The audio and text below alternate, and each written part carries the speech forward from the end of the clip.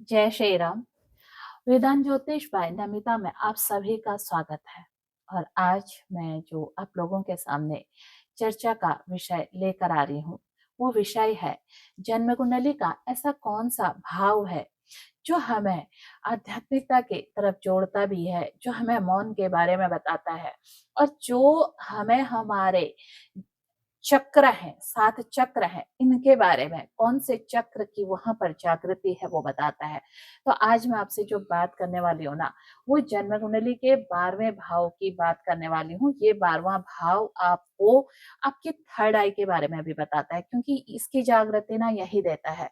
किसी के बारे में पहले से ही आपको एक अच्छा चीजें आ जाना, अच्छी ऑरा, इसको ऑरा भी हम बोल सकते हैं, उसका ऑरा जो है आपको पता लग जाना, इसकी एनर्जी हमारे लिए कैसी है ये फील कर जाना, ये भी हमें जन्म कुंडली के माध्यम से हम पता कर सकते हैं। जन्म कुंडली में जो हमारे 9 ग्रह और 12 घर हैं, ये हमें हमें इसके बारे में जानकारी दे देते हैं। तो सबसे पहले आज मैं जो बात करने वाली हूँ वो आपको बताती हूँ।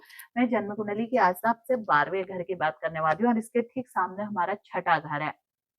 छठा घर इसलिए जानना जरूरी है क्योंकि इसकी जड़ यही है और इसका टॉप यही है, और इसलिए ये हमारे जो सहस्रार चक्र है और जो हमारा थर्ड आई है इसके बारे में बात करते हैं। तो आज मैं आपसे ये जो हमारा हृदय चक्र है, हृदय चक्र और आपके आज्ञा चक्र और विशुद्धि चक्र, इन तीनों को अगर हम बात करें, इन तीनों की, तो ये 3 चक्रों में जो सबसे पहले हम बात करते हैं थर्ड आई की। थर्ड आई क्या है? इसका आज्ञा चक्र है। बहुत सारे लोगों से आपने सुना होगा कि थर्ड आई की हम एक्टिवेशन करते हैं, थर्ड आई की जागृति होती है, तीसरी आंख जिसको कहा गया है। ये तीसरी आंख क्या है? तीसरी आंख ऐसा सीखने जैसा विषय कुछ भी नहीं है। ये आपके उसमें खुलेगा या नहीं खुलेगा, ये आपकी जन्म कुंडली बता देगी।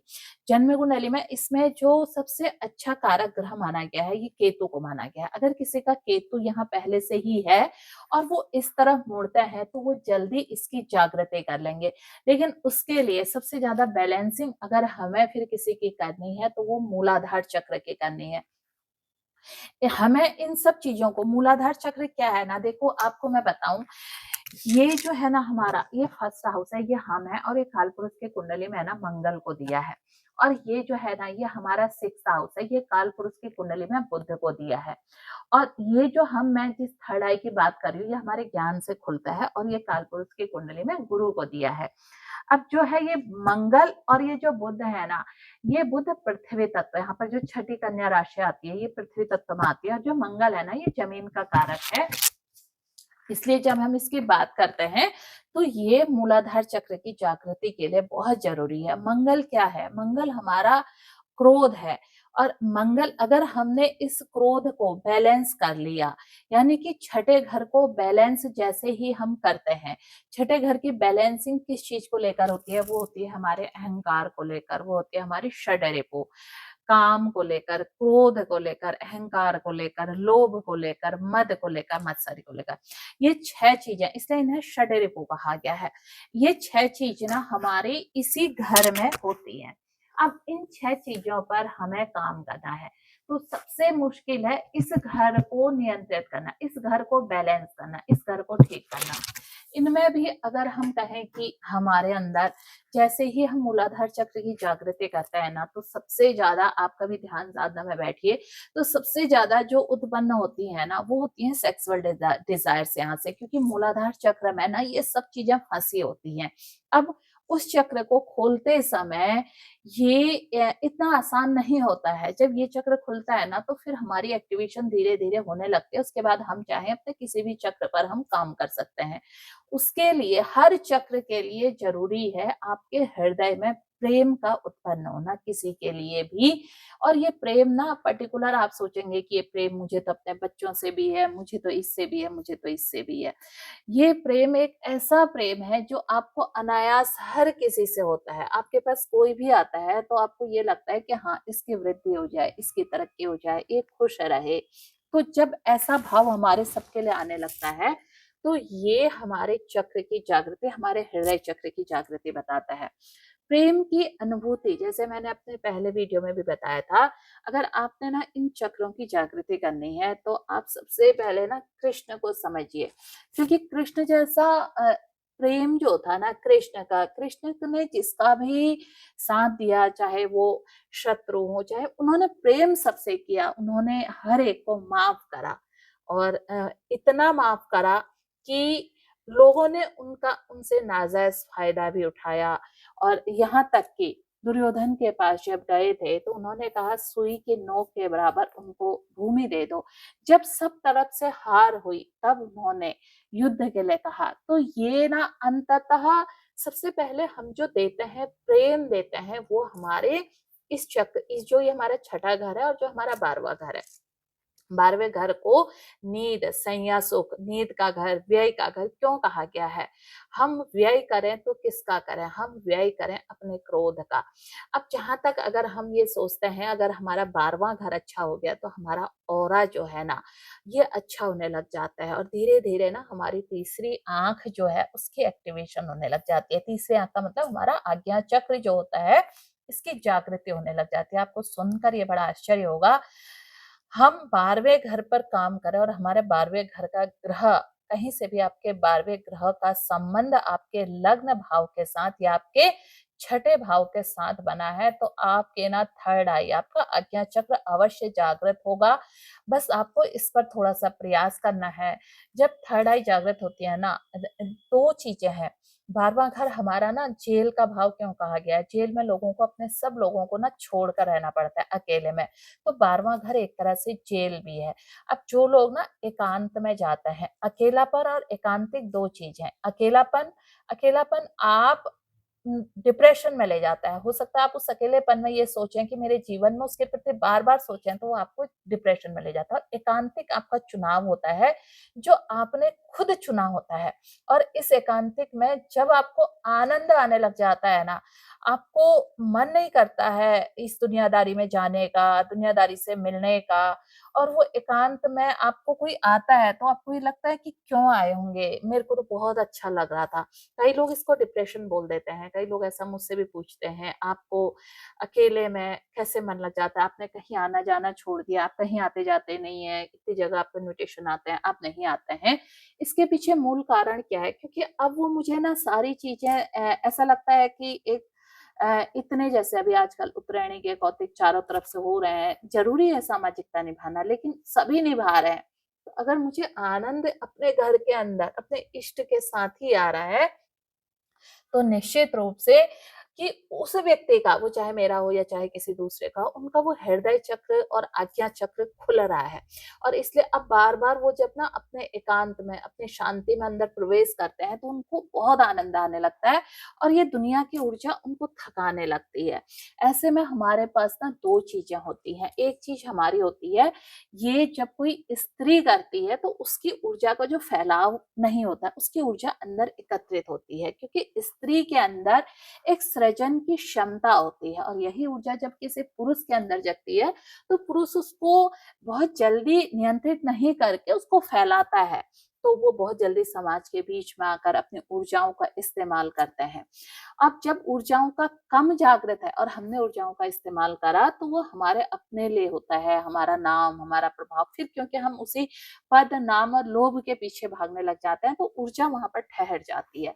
लेकिन जो सही मायने में इस चक्र की जागृति काफी लंबे समय तक आपने अपने चक्र को अपने अंदर हील कर लिया, अपने अंदर ही ले लिया, तो ऐसे व्यक्तियों के अंदर वो पावर आ जाती है। जब ये किसी को छूते हैं, किसी के सिर पर हाथ रखते हैं, अगर इनकी वाणी से इन्होंने किसी के लिए कुछ बोल भी दिया, तो वो वाणी सकारात्मक हो जाती है, उस व्यक्ति का काम बनने लग जाता है। अगर माना आप किसी को नहीं भी जानते हैं और आपके पास कोई उसकी समस्या लेकर आया है, तो आपने उसके लिए बोल दिया, चीज़ें ठीक हो जाती हैं। ऐसा बहुत सारा तब होता है जब आपकी ऊर्जा, आपकी जो आज्ञा चक्र है और आपका जो हृदय चक्र है, वो जागृत हो जाता है।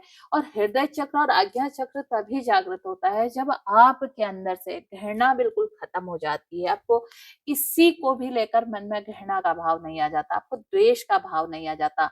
आपके अंदर जब हमारा मूलाधार चक्र धीरे-धीरे जागृत होने लग जाता है ना, तो सबसे ज़्यादा जो तेज बहती है वो होती है काम वासना, यानी कि सेक्सुअल डिज़ायर बहुत ज़्यादा बढ़ती है। ऐसे में क्या होता है, व्यक्ति फिर भागता है बाहर की तरफ को, क्योंकि उसके डिज़ायर इतनी ज़्यादा बढ़ती है। यहाँ पर को अगर आपने चीज़ों को नियंत्रित कर लिया, यहाँ पर को हम लोग जब किसी से कहते हैं कि प्रेम है, उस प्रेम में ना सेक्सुअल डिज़ायर नहीं होती है, उस प्रेम में सिर्फ़ प्रेम होता है। प्रेम का मतलब उस व्यक्ति के पास बैठना, उसे देखना, उसके बारे में बातचीत करना, उसके बारे में सोचना। तो हमें क्या लगता है, ये प्रेम सात्विकता की तरफ ले जाता है, ये प्रेम आपकी ऊर्जा को ऊपर की तरफ मोड़ता है। लेकिन अगर ये प्रेम आपका तब्दील हो गया, बदल गया और आपको उस व्यक्ति के साथ सिर्फ़ इसीलिए अच्छा लगता है कि वो व्यक्ति आपसे प्रेम करता है, वो व्यक्ति आपके साथ है, आपकी देखभाल करते हैं या आपके बारे में सोचते हैं, तब आपको अच्छा लगता है, तो इसका मतलब आपकी जो अभी चीज़ें अटकी हुई हैं, खुली नहीं है। लेकिन जब किसी से संपूर्ण हमारी कोई अपेक्षा ही नहीं है और उसके बाद भी हमें उन लोगों से प्रेम है, हम किसी से, चाहे वो संतान से हो, चाहे अपने परिवार के लोगों से हो, चाहे बाहर किसी से आप जुड़े हैं उनसे हैं और आपको ये प्रेम बना हुआ है और उनसे आपकी एक्सपेक्ट बिल्कुल भी अपेक्षा नहीं है कि मेरे लिए ये करेगा, ये करेगा, ये करेगा।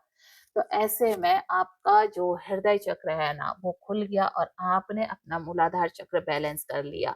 मूलाधार चक्र बैलेंस करने का मतलब ही यही है कि किसी ने आपको इग्नोर किया और आपको बिल्कुल भी बुरा नहीं लगा, इग्नोर किया, या आपको किसी ने डाँटा, आपको बुरा नहीं लगा, आपसे किसी ने कुछ अपशब्द कह दिया, आपको बुरा नहीं लगा।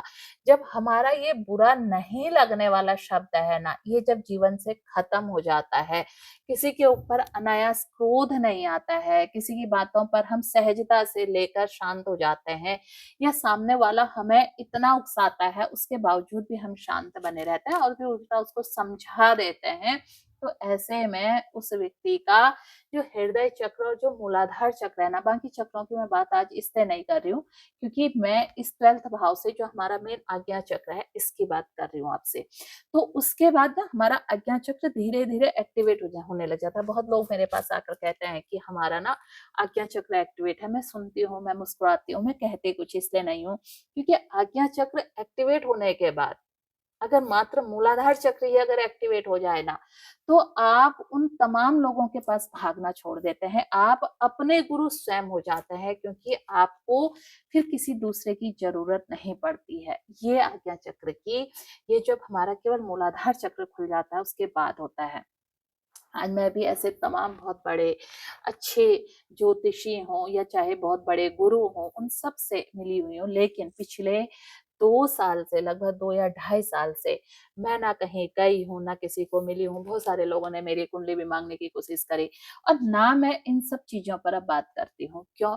क्योंकि जब हमने अपना समर्पण अपने इष्ट को कर दिया, अपने ईश्वर को कर दिया, उस प्रभु, उस परमात्मा को जब अपना सारा समर्पण कर दिया, मेरा अच्छा भी तू है, मेरा सब कुछ तू है बोल दिया, तो फिर इन लोगों ये लोग कोई भी उससे ऊपर नहीं है। फिर हमारी ये जो भाग-दौड़ है ना, वो सिर्फ़ अपने इष्ट की साधना तक रह जाती है। ये तभी होता है अगर हमारी भौतिक अपेक्षाएँ हैं, तब हम दौड़ते हैं। लेकिन जब हमारी भौतिक अपेक्षाएँ ही समाप्त हो गई हैं, तब इष्ट को सच्चा समर्पण होता है और तभी हमारे ये 12वें भाव की जागृति होती है।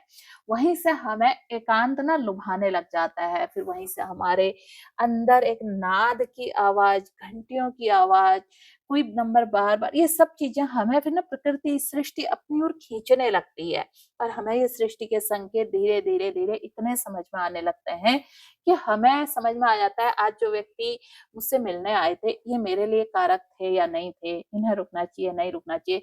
फिर हम प्रभु को समर्पण कर देते हैं कि प्रभु अगर ये सही थे तो अप्रूव किए, नहीं थे तो इनको नमस्ते करवा दीजिए। तो वहाँ पर को लोगों का रहना, टिकना, इसलिए कोई कंटिन्यू आपके जीवन में रह नहीं पाता है। अगर आपके साथ ये होता है, तो अगर आपकी ये सारी चीज़ें, जितनी चीज़ें अभी मैंने यहाँ पर बताई, ये सब चीज़ें आपके अंदर घटित होती हैं, तो आप ये समझिए कि आपके इष्ट की आपके ऊपर कृपा हो रही है। और मुझे लिखिए कौन-सी डिजिट आपको बार-बार दिखाई देती है? सपने में आपको लगातार किस तरह की चीज़ें दिखाई देती हैं? कौन आपको सपने में आते हैं? आपके पितृ ज़्यादा आपके सपने में आते हैं? पितृ खुश होकर आते हैं? तो ये सारे ना संकेत किसी भी तरह के आपके जीवन में घटित होती हैं, तो आप मुझे कमेंट के माध्यम से लिखिए और मैं आपको इन सब संकेतों के बारे में अवश्य बताऊंगी। और आपको अगर अपने मूलाधार चक्र, कोई भी चक्र के बारे में जानकारी लेनी हो तो मेरा नंबर दिया है इसमें 9528508897। आप ना उस पर मुझे मैसेज भी कर सकते हैं, यूट्यूब पर भी कमेंट कर सकते हैं। और अगर आपको ज्योतिष के बारे में कोई भी जानकारी या कोई भी चीज पता करनी है तो उसके लिए भी आप मुझसे संपर्क कर सकते हैं। फिर मिलते हूँ एक नई जानकारी के साथ। जय श्री राम। नमस्कार।